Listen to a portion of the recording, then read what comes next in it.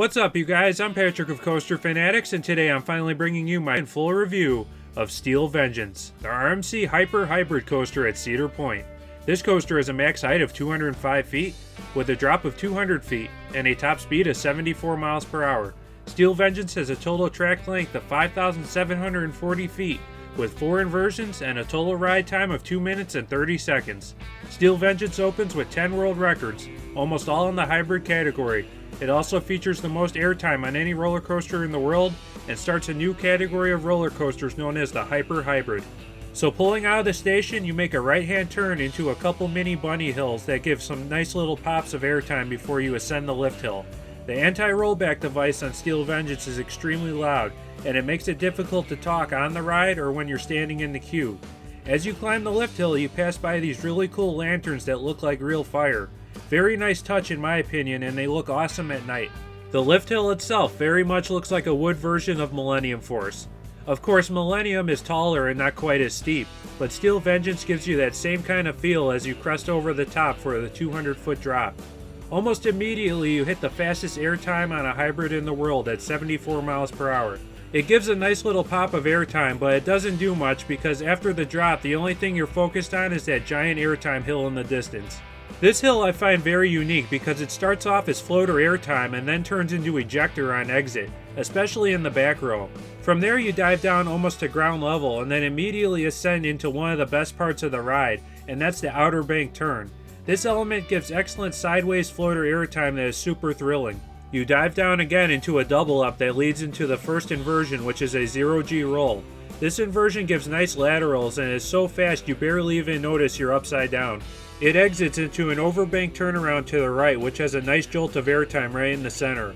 You then travel through the middle of the lift hill for the second inversion, which is considered a small 0G stall, according to Roller Coaster Database. This inversion offers nice upside down airtime and gives excellent upside down head choppers at the same time. On exit, you immediately run into a nice double down, which leads into a big double up that gives excellent ejector airtime into an overbank turn that leads into the mid-course brake run. This is literally the only part of the ride that lets up and gives a little bit of a breather, even though it only lasts about 5 seconds. You then dive out of the mid-course brake run with an overbank turn to the left, which is very forceful and gives strong ejector airtime, especially in the back. Next you hit 2 small airtime hills before traveling up a banked hill to the right. At the top you immediately bank left for a big drop into the structure of the lift hill. This is my favorite part of the ride. This drop gives strong and forceful ejector airtime that gives excellent head chopper moments as well. From here the third lap begins, which is the best out of the 3 in my opinion, because nearly the whole thing is surrounded by the support structure. After the drop you travel through a wave turn, and then the third inversion, which is another 0G roll. On exit, the train travels out of the lift hill structure and into 2 small airtime hills that lead right back into the structure on the other side. From there you hit an even better wave turn, since this one has a mini sideways airtime hill in the middle, which is very unique. From there you enter into the 4th and final inversion, which is another 0G roll. This is the only part of the ride I find to be a little jerky, since at the exit of this inversion there is an overbank turn immediately afterwards going the opposite direction. It's not too bad, but when you're in the structure like this you can get a little disoriented, and it helps to be prepared for this sudden turn. For the finale you hit 6 mini airtime hills all the way back to the station for some more awesome ejector airtime. The queue is set up similar to Top Thrill Dragster, as there are a lot of signs on the walls to read. There are so many in fact that it's nearly impossible to read them all, but most of them are about the storyline that explain the backgrounds of Blackjack, Digger, and Chess, as well as their beef with Maverick. The station and transfer track area are pretty much exactly the same as the Mean Streak, with just a fresh coat of paint, and of course all new electronics and operating panels. One fun fact is that if you look on the floor in the station you could actually see where the original railings and loading gates were placed for the original Mean Streak. The trains themselves are very unique and have kind of a mine train look to them. They have red lights on the front that are fake unfortunately, but they still look cool.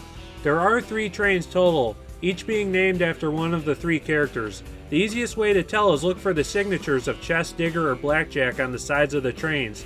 Each character also has a unique brand as well. For example, Blackjack has a spade, Chess has a heart brand, and Digger's is a bunch of bullet holes. The characters also talk to you as you leave the station. If you're in the Digger train, Digger will say something as the train dispatches, although it is kinda hard to hear. Still, overall the trains look great and they fit in well with the whole theme. If you're looking for the best view, the front row is the place you want to sit. If you're looking for the best Steel Vengeance ride experience, you're going to want to sit in the back row.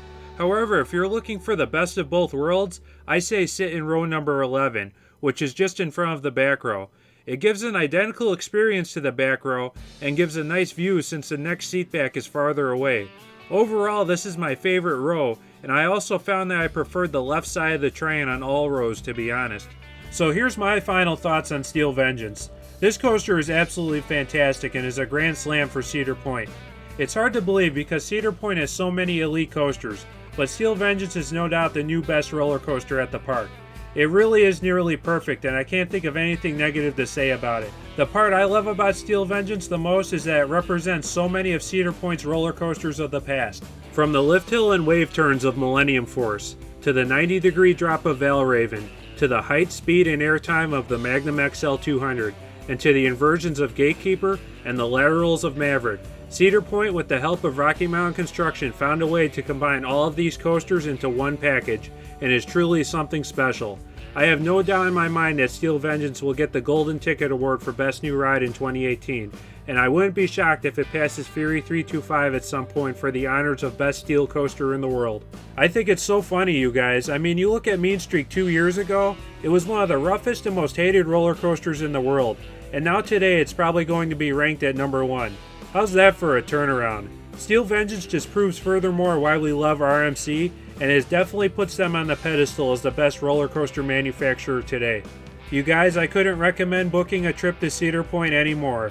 This is a ride that you will never forget and is guaranteed to be one of your favorite coasters. Hats off to Cedar Point and RMC. Steel Vengeance really is everything it was advertised, and is a total grand slam for the park. But anyways, you guys, I hope you all enjoyed my review of Steel Vengeance. If you enjoyed this video, please smash that like button. Do leave your thoughts in the comment section, and if you're new around here, please subscribe. I'd really appreciate it. Thanks for watching, you guys. Have a good one. I'll catch you all in the next video very, very soon.